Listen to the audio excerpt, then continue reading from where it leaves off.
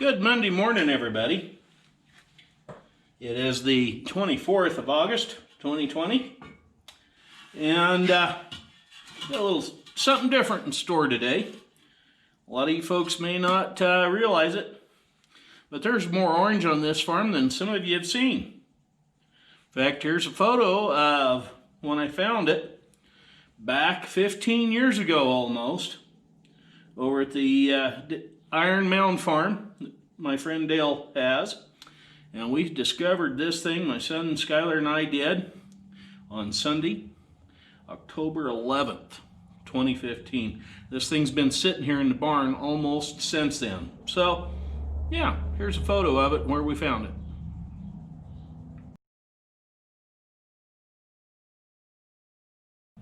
it. So what am I doing with it today? I'm going to pull the front rims off, straighten this one up. Had a tire shop in Twin Falls dismount the tire, and they beat the hell out of it with a hammer. Yeah, I don't do business with the outfit that claims to be okay anymore. They have augured me one too many times. Anyway, we're going to get these rims off. We're going to get these front sandblasted. I've got new rubber to put on it. Got to get some new tubes. We're going to try out a new tire store. And hopefully, by the 3rd of October, I'll have a wiring kit for this thing and we'll have it running. It does have some issues yet, but stay tuned. We'll cover all those here in a little bit.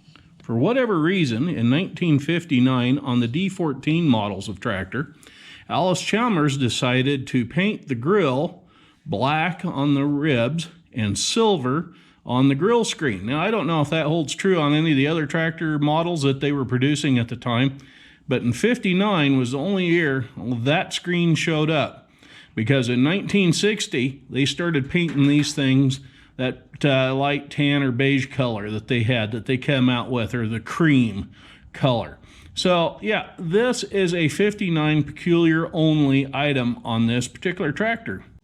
Power Crater engines. That was something that came out with the WD-45.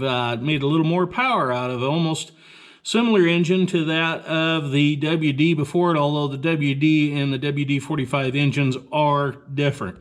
But the Power Crater's been around since the late 40s. So that's kind of a neat little deal, and I'm surprised that sticker is still stuck there. Yeah. Now, another little something else on this tractor. It still retains its 6-volt generator. Yeah, that's a step down, but it's not a 12-volt. It is still a 6-volt. So that's one of the things that's going to get updated on this tractor. That is going to go away and be replaced by a little more reliable alternator here in the short future. That's one of the things we're going to be ordering out of the Brillman company this week. Now, there are supposed to be a set of side panels right here underneath the fuel tank. Those I need to find, and I can get brand new. This is going to go away. Yeah, there's going to be some panels right there, because I don't like the looks of that being all open. Of course, I may leave it. Who knows? Nobody will know that it's missing other than an Allis Chalmers owner. One of the reasons why I bought this D14 from my buddy Dale over at the Iron Mound farm is it has the bell-shaped deal with the snap coupler hitch. Plus, it also came with a 3-point hitch adapter. These are the lift arms and the little balls on the sockets there that the pins of an implement go into. There's the other side. And they are all pretty good shape. One thing though, there was a hokied up mess of a 3-point hitch top link bolted onto here and up underneath this float ride seat thing. That top link bracket was such a homemade, messed up, cobbled together hunk of junk, I opted to buy a new one from a supposedly fairly reputable and top quality restoration place. Well, what I got was this right here.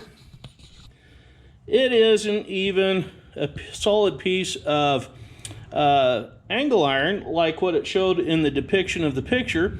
It is two pieces of plate that have been welded together. But I have one big problem with this new top link adapter that goes right here under the seat. Now that I'm in the shop, I can show you what I'm talking about is wrong with this right quick. I realize this is just a long bolt. It's not a actual hitch pin. But let me show you what happens when you insert this thing into that top link. Look at that. I don't know, can you see the angle? It's going uphill. Well, that isn't going to pull right. That means that the top link bracket is going to be over here on this side, tugging on this side all the time and not here. That needs to be level across there so that it'll have an equal pull on both sides. Probably won't matter too much, but yeah, it isn't right and I'd like to get it fixed. So one of the things I'm going to do this week is cut this off very carefully with an angle grinder and a cutoff wheel on it, shorten it so that that rod or bolt or whatever I'm using in there or pin is level and lined up, and then I'm going to have Skylar come out and re-weld this thing because that ain't right, and I spent good money for that and I complained, so didn't do any good. But yeah, first year welding student couldn't do much better than that. And also notice all of the flashings from when they stamped it, and they didn't even bother to clean it up. So yeah, it's just a first year welding student mess. All in all, this D14 does run very well. It does have a few issues. It has the typical Allis Chalmers third gear pop it out all the time thing that was real common on Allis Chalmers tractors. I'm personally not going to fix that. I'm going to take it in, have somebody that has the tools and the equipment to crack it in half and change that gear out. So I'm going to have somebody else do that. And that should be right in here behind that plate. But I'm betting they're still going to have to crack it in half right there at that seam. D14s have a 4-speed transmission, but they also have something that came out with the WD-45, which is the power director. High and low. Yeah, high and low. So we're going to lock that back in there. So yeah, I have 8 forward speeds, 2 reverse, and a live PTO with this setup. That's a good thing. Unfortunately, that right fender has been pretty well buggered up over the years, and I need to get a replacement for it. So if anybody knows of a good D14 fender, let me know. A 15 is basically the same tractor, but there is a tad bit of difference in the sheet metal. I did procure another right rear fender, but as you can see, cancer has pretty well eaten that up and destroyed the sheet metal at the bottom there. What the plan is with that sheet metal, or was, and if I can't come up with another fender, is to maybe cut the bottom of this fender out down here on the sheet metal and replace it with the parts and pieces off of this one to make one good fender. That's going to take a body shop to do that and probably cost more than trying to find another fender. One super neat feature that Allis Chalmers came up with years ago are these rails on the rear rims. Yeah, these things. What you do is you loosen that big nut right there all the way around. There's 4 of them on a tractor of this size. Some of the newer, bigger tractors have more.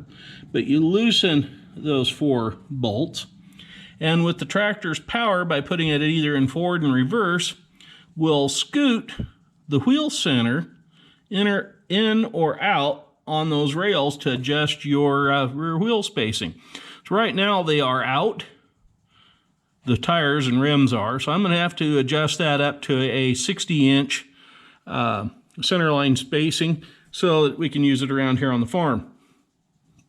And speaking of the rear tires, I do need 2 new ones, but that's going to wait. But they were on backwards. They were flip-flopped from one side to the other, and this thing was really super wide because of it. Why they did that, I don't know. And I had another little surprise when I took the wheels off to turn them around to the other side. When I took the rear tires off and wheels to flip them from one side to the other because they were on backwards, I came up with, there's the happy finger, I came up with these 2-inch thick cast spacers on the rear wheels. I have no idea what those were used for. I really don't have much use for them. But yeah, that came off of this D14. Yeah, it's about 2 inches across there. One other really nice surprise that I did come up with on this tractor are the 28-inch rear tires. It is my understanding that the D14s came with a 26-inch rear rim. The 28-inch rims on the back end of the D14 are kind of a blessing because they're the same size tire as what's on the Ford 850 that's in the shop right now. So maybe I can get a discount if I buy 4 tires and tubes to go on the 2 tractors, because they both need new rear rubber, but this won't be happening for a while yet.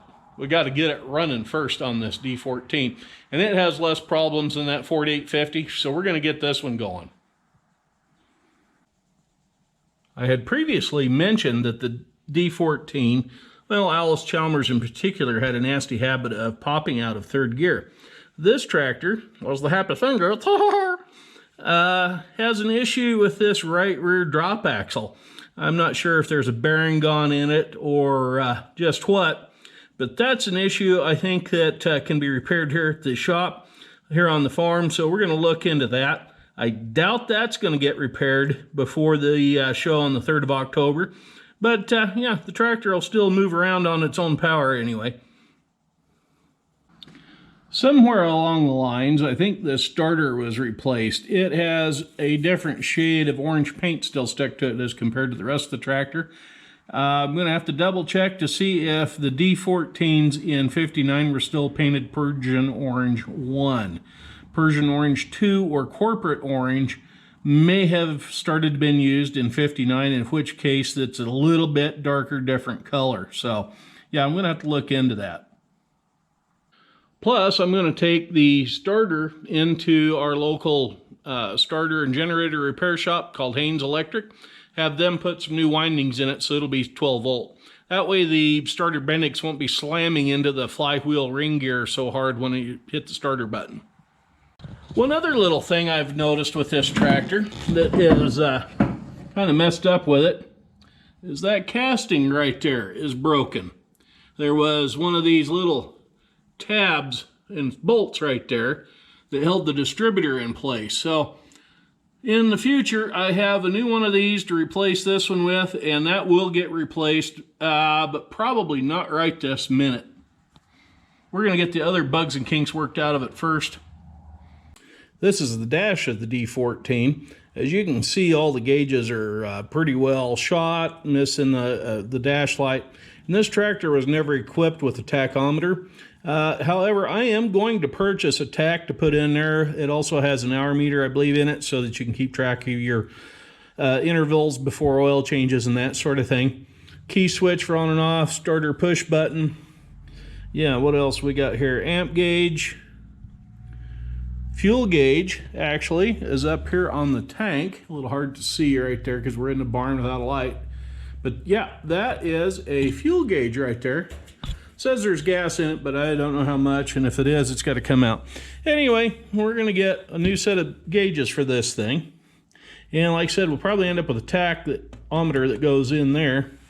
And there is a cable that attaches back here on the back side of this broken fitting with an adapter. So yeah, we got to find all that yet too.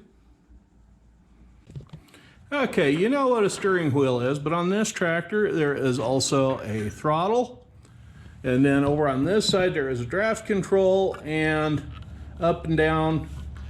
I forget how this works. Oh, yeah, like that. It locks into those little pins, so you got to get it just right. But anyway, that controls your depth deal. So, yeah, a couple of different handy features to have on a D14 right up here, where you can reach them right handy and close. Other than both side panels missing right here, this sheet metal is in really good shape on this tractor. It's real smooth, nice, straight, and yeah, we can live with that. Well, anyway, I'm going to get to jacking up the other side and pulling the left front tire off of the adjustable wide front that's on this tractor. And when I'm in town next, I'll have the tire pulled off to rim, and hopefully the new outfit will do it a lot more carefully than the last one. And we'll get the rim sandblasted up here at Idaho Powder Coating, because they said they'd do it for me. And then I'll throw some paint on it. Reason why I'm painting it, not powder coating it, can't guarantee a paint color match. So, yeah, that's where we're at. Anyway, that's it for this tractor for now. Going to keep this in short today, and as always, thank you for watching. This is part 1 of the updates and progress that I'm making on the D14 Allis Chalmers tractor.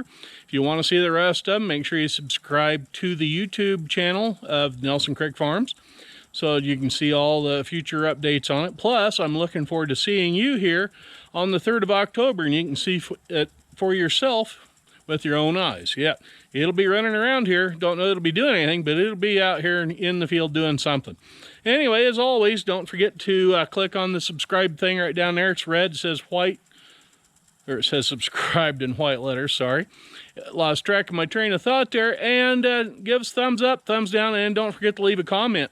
So anyway, I'd like to hear from you if you see something different with that tractor that needs to be done, or I got wrong dates or something. Anyway, let me know, and we'll catch up with you later. Thanks for watching.